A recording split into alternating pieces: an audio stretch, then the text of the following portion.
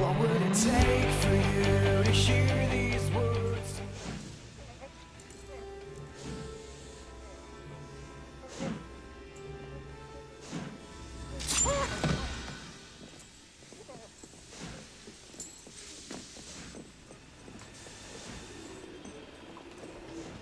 All right, Clanton.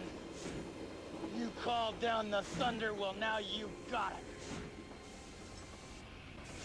You see that? It says United States Marshal. Wyatt, please don't kill me, please. Take a good look at him, Mike, because that's how you're gonna end up. The Cowboys are finished, you understand me? I see a red sash, I kill a man wearing it. So run, you cur. Run! Tell all the other curs the law's coming! You tell them I'm coming! And hell's coming with me, you hear? Hell's coming with me!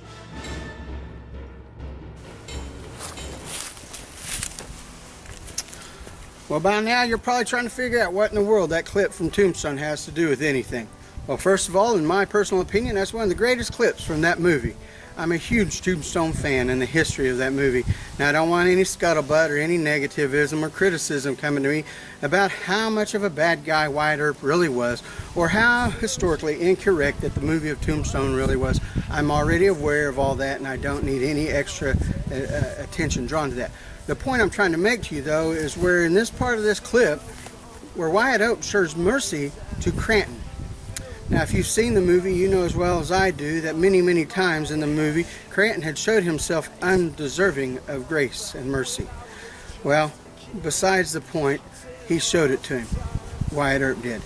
And sent him on. Now, I know it doesn't end well, but let's start with what we know for now. You know, many times in life, we don't necessarily deserve the mercy that God gives us. And as mercy being the #1 principle to be taught in the 7P Ranch ministry, I wanted to go over this with you. Now, I have to admit, mercy is my strongest and hardest, most difficult task to complete. That is not one of my gifts, and I am struggling on a daily basis to make this correct. God works with me constantly on this issue, so you're not alone. So let's say, what about those people who you feel that don't deserve mercy?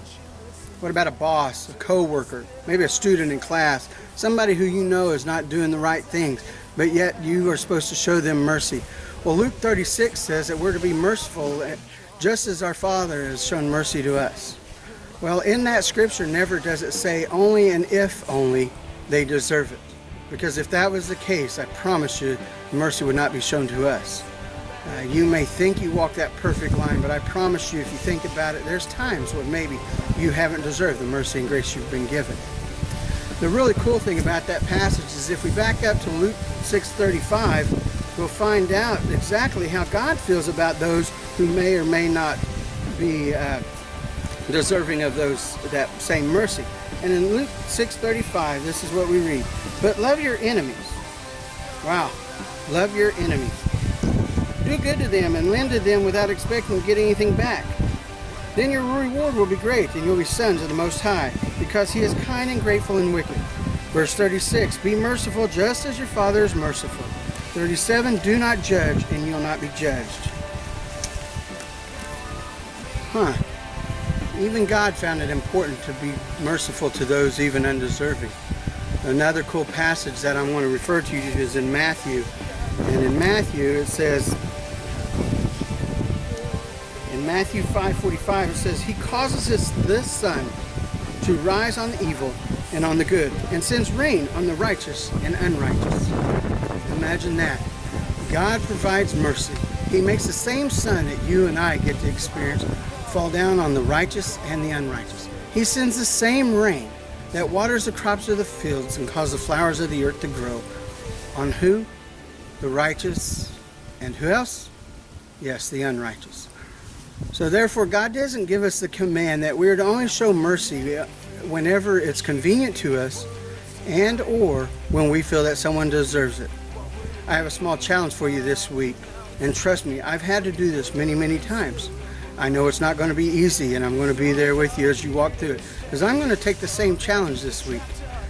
I'm going to find people in my life, whether they're co-workers, family members, oh my goodness, family members, and even that person who cuts me off and steals that perfect parking spot at the grocery store or wherever I'm going today. But I'm going to show mercy to them, and I'm going to be kind to them, and I promise that the fruits of my labor will be plentiful.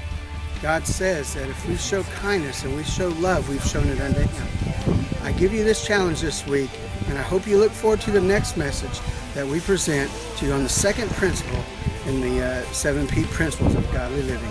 I'm going to keep that a surprise until the next one, and can't wait until what video clip you get to see next. You guys have a blessed week, and I hope your challenge goes out well, and I would love to hear any response in the comment sections of our videos. Thank you very much. Have a blessed week.